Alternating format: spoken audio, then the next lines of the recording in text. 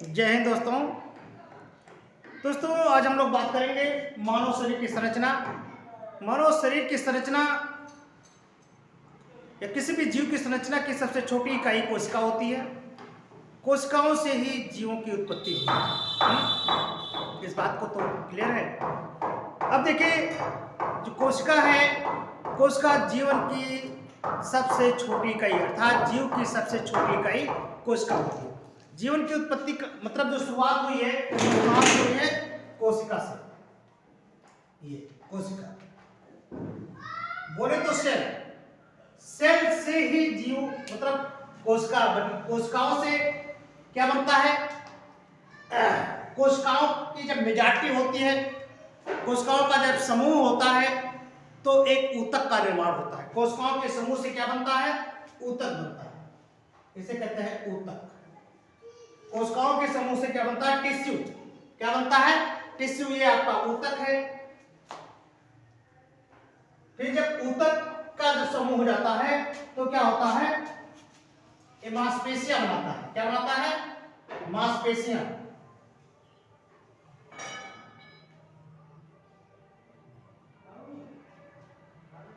ये मांसपेशियां बनती हैं। क्या बनती हैं? मांसपेशियां। अब जब मांसपेशियों का जब समूह होता है तो क्या बनते हैं?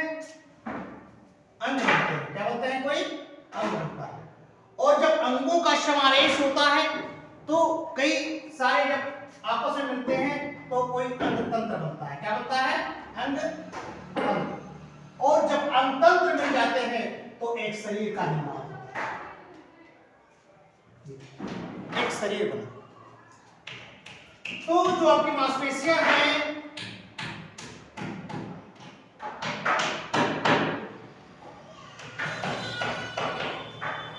कोशिका, तो अगर शरीर पूछा जाए कि शरीर क्या है, शरीर की सबसे छोटी इकाई क्या है, तो क्या है? कोशिका। शरीर किससे बना? अंगतंत्र। अंगतंत्र किससे बने? अंग से। अंग किससे बने? मांसपेशियों से। मांसपेशियां किससे बनी? ऊतक से। ऊतक किससे बनी? सेल से। तो हम कह सकते हैं, आप कह सकते हैं कि शरीर की सबसे छोटी इकाई क्या है? कोशिका है। कोशिका सबसे छोटी इकाई है जीवन की। जैसे मान लीजिए यहाँ पर एक उदाहरण लेते हैं। ये देखिए क्या है?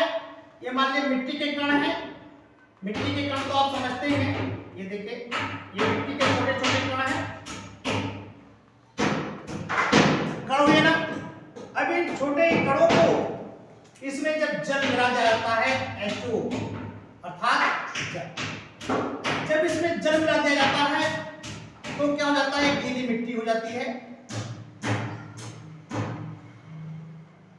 मिट्टी आपस में बंध जाती है। देखिए यहाँ पर क्रिस्टल के रूप में थे, मतलब रवे के रूप में था। लेकिन जैसे ही पानी से मिल गया, एक दूसरे जो अणु है मतलब वो आपस में बंध गए तो एक गीली मिट्टी हो गई। इस गीली मिट्टी को आप सांचे में ढाल देते हैं। इसको सांचे में, जब इसको सांचे में ढाला जाता है, सांचे में ढाला जाता है या ढालने पर जब इसको सांचे में ढालते हैं तो क्या बनता है?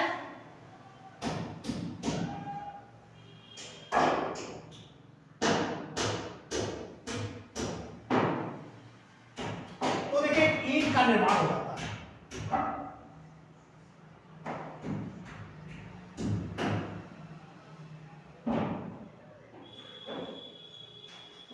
ये क्या बन गया? ईंट बन गया। क्या बन गया? ये एक ईंट बन गया जिसको ईंटा कहते हैं। ठीक है। देखिए क्या था? ये पहले एक मिट्टी के कण थे। मिट्टी के कण में जब आपने पानी मिला दिया तो गीली मिट्टी हो गई। इस गीली मिट्टी को मतलब जो आपने इसको मिलाया था उसको सांचे में जब ढाला तो क्या हुआ? एक आपको ईंटा प्राप्त हुआ, ईंट प्राप्त हुआ। जैसे कि दीजिए कौन सी ईंट है? जनता ईंट। कौन सा? जनता। ये ईंट प्राप्त हो गया।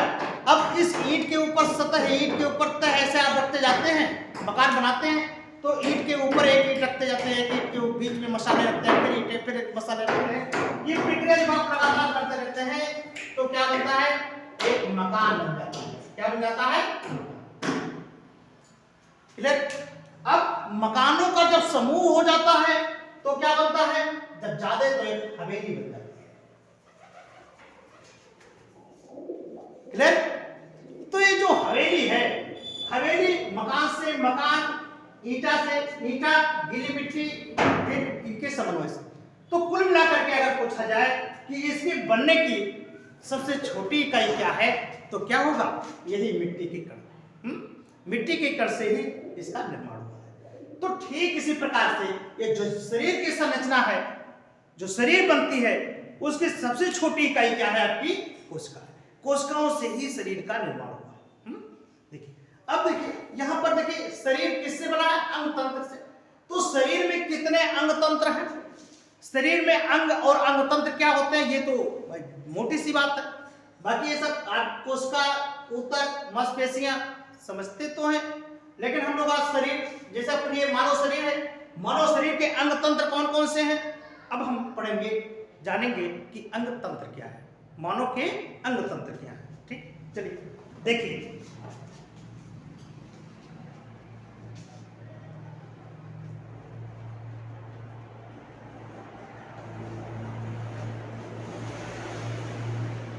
जैसे देखिए सिस्टम है, अंग तंत्र है, यहां बॉडी सिस्टम, एक ऑर्गन्स है, उसके सिस्टम कौन कौन से थे। जैसे हम भोजन खाते हैं तो भोजन करते हैं, मुंह से लेते हैं, स्मॉल इंटेस्टाइन में जाता है, लार्ज इंटेस्टाइन में जाता है, फिर बाहर निकाल दिया जाता है। इनमें जितने भी बॉडी ऑर्गन्स भाग लेते हैं, उन सभी भागों को मिलाकर के कहते हैं तंत्र। वो हो गया पाचन तंत्र। पाचन से संबंधित जितने भी तंत्र हैं, जितने भी बॉडी पार्ट हैं, मिलकर के जो एक रचना करते हैं, उसे कहते हैं, उस क्रिया का तंत्र बोलते हैं। जैसे श्वसन तंत्र है, तो श्वसन क्या है, श्वसन में भाग लेने वाले जितने भी बॉडी पार्ट हैं, उन सभी को कहते हैं, मिला करके एक तंत्र घोषित करते हैं, तो कहते हैं ये है श्वसन तंत्र। इस प्रकार से तंत्र हमारे कितने प्रकार के हैं, कौन कौन से मुख्य तंत्र हैं, उसके बारे में हम लोग अब चर्चा करेंगे। देखिए बहुत ही इंपॉर्टेंट है, ये आपको भूलना नहीं है। अगर आप ये वीडियो सही से देखेंगे तो आपको इन सब के बारे में कोई ज्यादा विशेष समझने की दिक्कत नहीं होगी, क्योंकि आपको इतनी इजी वे में पढ़ाया जाता है। देखिए क्या होता है पर अब तंत्र देखिए कैसे होते हैं, शरीर में कौन कौन से तंत्र होते हैं मुख्यतः। तो यहाँ पर देखिए कुछ चीज आपको याद रखना है, एक ही चीज याद रखनी है कि क्या है। देखिए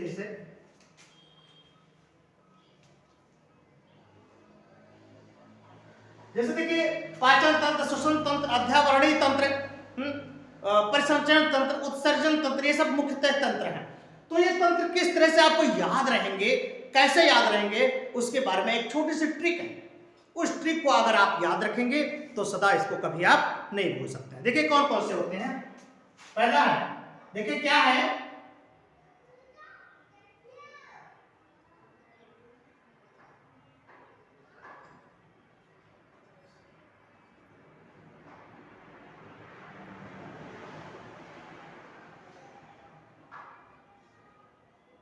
इतनी चीज आपको याद रखना है। क्या रखना है, क्या याद रखना है कि उत्तर प्रदेश अब निष्पाप, उत्तर प्रदेश अब निष्पाप। फिर से देखें, एक चीज याद आपको रखना है, क्या कि अब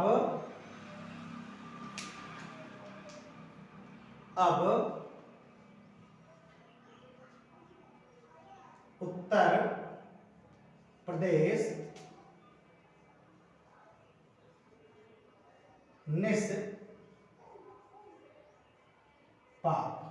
इतनी चीज आपको याद रखनी है। तंत्र के बारे में कितनी चीज याद रखना है, इतनी चीज। अब उत्तर प्रदेश निष्पाप, निष् माने बिना, पाप के, कोई दुष्कर्म ना हो, कोई अपराध ना हो, पाप ना हो, ठीक है, अत्याचार ना हो, तो अब उत्तर प्रदेश निष्पाप है। मान सकते हैं, क्योंकि आप जिस प्रदेश में रहते हैं उसकी तो बड़ाई करनी है, और वाकई में भी हमारा उत्तर प्रदेश सबसे उत्तम प्रदेश है। तो देखिए अब उत्तर प्रदेश निष्पाप, बस इतनी चीज को आपको याद रखना है, और सभी पाचन तंत्र आपके मुख्यतः पाचन तंत्र इसी से संबंधित है। कौन कौन से हैं देखिए, आइए जल्दी से देखिए। जैसे आ अब है तो बा को इंक्लूड नहीं किया गया, आ से देखिए ये जो आ है ये है अध्यावरणी तंत्र। आ से अध्यावरणी तंत्र। कौन सा तंत्र है? अध्यावरणी तंत्र।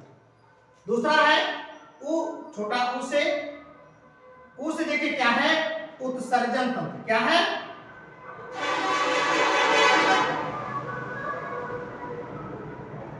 ये आपका उत्सर्जन तंत्र है। छोटा उ से क्या हुआ?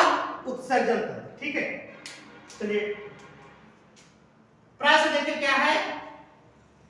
प्रा से है प्रजनन। प्रजनन तंत्र। क्या है? प्रजनन तंत्र। प्रा से क्या आया? प्रजनन तंत्र। अगला देखें,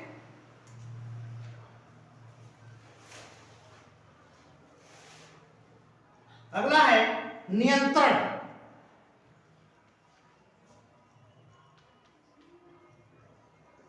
नियंत्रण व एवं समन्वयन तंत्र। ठीक है, अब अगला है, देखिए देखते जाए आप, सा से है श्वसन तंत्र। क्या है? श्वसन तंत्र। बड़ा पा से है पाचन तंत्र। पाचन तंत्र। बड़ा पा से क्या है? पाचन तंत्र। और एक छोटा पा लगा है पा से, इसको कहते हैं परिवहन तंत्र। देखिए याद हुआ ना आपको? याद हो गया ना? देखिए बहुत ही इजी भाषा में, बहुत ही सबसे सरल भाषा में आप इसे जान सकते हैं। अब उत्तर प्रदेश निष्पाप, एक चीज बस इतना याद रखना है, तो आपको याद रखना, मतलब एक लाइन भी हो सकती है कि उत्तर प्रदेश अब निष्पाप है, कोई दिक्कत नहीं है। अब उत्तर प्रदेश निष्पाप। आ से अध्यावरणी तंत्र। देखिए इसके जो पहले पहले अक्षर है इसीलिए लिया गया है कि आपको भूलने में भी ये बड़ी सहायता करेगी, आप भूल नहीं पाओगे चाहते हुए भी इसे। तो आ से अध्यावरणी तंत्र, छोटा उ से उत्सर्जन तंत्र, प्रा से है प्रजनन तंत्र, नि से है नियंत्रण एवं समन्वय तंत्र, सा से है श्वसन तंत्र, बड़ा पा से है पाचन तंत्र और इस पा से है परिवहन तंत्र। ठीक है, अब हम एक एक करके एनालिसिस थोड़े से करते हैं, थोड़े से। अब देखिए यहाँ पर परिवहन का अर्थ क्या होता है? परिवहन का अर्थ होता है, परिवहन तंत्र किसे कहते हैं? जो आपके पूरे शरीर में परिवहन करता है। तो परिवहन कौन करता है? ब्लड, जो रक्त है, रक्त पूरे शरीर में क्या करता है? परिवहन करता है। किसका परिवहन कराता है? हीमोग्लोबिन का। यानी ऑक्सीजन जब हीमोग्लोबिन से मिल जाती है तो ऑक्सी हीमोग्लोबिन बन जाती है और ऑक्सीजन को पूरे शरीर में घुमाता रहता है, पूरे शरीर में घुमाता रहता है। तो वो कौन काम करता है? परिवहन। आपने परिवहन का अर्थ तो समझा होगा, जैसे लिखा है आप किसी बस में जाइए तो उसमें लिखा रहता है उत्तर प्रदेश परिवहन निगम। तो परिवहन लिखा रहता है कि एक स्थान से दूसरे स्थान तक ले जाने वाला। तो परिवहन का अर्थ क्या होता है? एक स्थान से दूसरे स्थान तक ले जाने। तो परिवहन में क्या होता है कि उसमें ब्लड जो है आपके ऑक्सीजन को पूरे शरीर में पहुंचाता रहता है, पूरे शरीर में घुमाता रहता है, तो ये हो जाता है परिवहन। अब है पाचन तंत्र। क्या है पाचन? तो आप समझते ही हैं कि मुंह से लेकर के भोजन और बाह्य छेपड़ तक के संपूर्ण प्रक्रिया में जितने भी भाग लेते हैं, बॉडी ऑर्गन्स जितने भी पार्ट भाग लेते हैं, उस सभी को मिला करके क्या कहते हैं? पाचन तंत्र। क्या कहते हैं? पाचन तंत्र। तो ये भोजन को पचाने में, अवशोषण कराने में, उत्सर्जन में मदद करता है। तो ये है पाचन तंत्र। इसका काम क्या करना है? भोजन का पाचन करना, फिर उसको शरीर को पहुंचाना, अवशोषण करना, फिर बचे हुए भोजन को बाहर निकालना। तो ये पूरी प्रक्रिया किसके अंतर्गत आएगी? पाचन तंत्र। अब आता है श्वसन तंत्र। क्या है श्वसन? अब वायुमंडल की जो ऑक्सीजन होती है उसको नाक के द्वारा ट्रेकिया से होते हुए कहाँ जाता है? फेफड़े में। फेफड़े से फिर क्या होता है? पूरे शरीर में ऑक्सीजन पहुंचाई जाती है, फिर कार्बन डाइऑक्साइड गिरा करके पुनः छोड़ी जाती है लंग्स में, और लंग्स उसको पुनः क्या करता है? बाहर कर देता है। हम लोग इसको बाद में पढ़ेंगे, लेकिन यहाँ पर एक ब्रीफ में थोड़ा कुछ शॉर्टकट में हम इसको समझा दें। तो ये हो जाता है श्वसन तंत्र। ठीक है, अगला है नियंत्रण एवं समन्वय तंत्र। शरीर में जो नियंत्रण का काम करता है, बॉडी को संतुलित करने का काम करता है, वो कौन करता है? नियंत्रण तंत्र करता है। अब प्रजनन तंत्र कौन सा तंत्र है? भाई प्रजनन क्या है? प्रजनन वह प्रक्रिया है जिसमें हम अपनी पीढ़ी को आगे बढ़ाते हैं। तो उसमें जितने भी पार्ट काम करते हैं उन सभी को मिलाकर के क्या कहते हैं? प्रजनन तंत्र हो जाता है। ठीक है। अगला है उत्सर्जन तंत्र। उत्सर्जन का अर्थ होता है निकालना, शरीर में उत्सर्जित वेस्ट पदार्थ। जो शरीर में वेस्ट मटेरियल्स होते हैं या आप यूं कह लीजिए वर्ज्य पदार्थ या अपशिष्ट पदार्थ होते हैं, उनको शरीर से बाहर त्याग करने की प्रक्रिया जो होती है, शरीर से बाहर जो निकालने की जो प्रक्रिया होती है, उसको कहते हैं उत्सर्जन। और उत्सर्जन को अंजाम देने के लिए जितने भी पार्ट भाग लेते हैं उन सभी भागों को मिला करके कहते हैं उत्सर्जन तंत्र। क्या कहते हैं? उत्सर्जन तंत्र होता है। तो उत्सर्जन का आप अर्थ तो समझते हैं। जैसे जलीय जीव जो होती है वो किसका त्याग करते हैं? अमोनिया का त्याग करते हैं। जो स्थलीय जीव होते हैं जैसे मनुष्य है, ये किसका त्याग करता है? यूरिया का त्याग करता है। पक्षी वर्ग के जितने भी होते हैं सब यूरिक एसिड का त्याग करते हैं। तो ये तो आपको जानना ही है, तो आप जानते हैं। लेकिन तो उत्सर्जन का अर्थ ही होता है कि उत्सर्जित यानी वर्ज्य पदार्थ को शरीर से निकालना, शरीर से निक्षेपित करना, शरीर से निकाल देने की प्रक्रिया को क्या कहते हैं?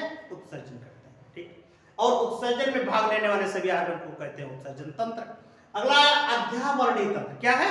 अध्यावरण। सबसे इंपॉर्टेंट काम है अध्यावरण। ये क्या करता है? वर्ण करता है, अर्थात एक आवरण प्रदान करता है, शरीर को एक सुरक्षात्मक आवरण देता है जिससे शरीर पूरे संपूर्ण रूप से ढकी रहती है, जैसे त्वचा है ना। तो ये अध्यावरणीय तंत्र होता है जो शरीर को ढकने में मदद करता है। तो शरीर में कौन कौन बॉडी पार्ट्स मिलकर के अध्यावरण का निर्माण करते हैं या त्वचा का निर्माण करते हैं? ये इन सभी आर्गनों को मिलकर के या मिला करके क्या करते हैं? एक अध्यावरणीय तंत्र का निर्माण करते हैं। क्लियर? तो ये इतने लगभग आपके तंत्र शरीर में पाए जाते हैं। अब हम एक एक करके एनालिसिस करेंगे अगले वीडियो में। ठीक है। अगर ये वीडियो आपको अच्छा लगे तो इसे लाइक, शेयर और सब्सक्राइब जरूर करें। Thank you. जय हिंद।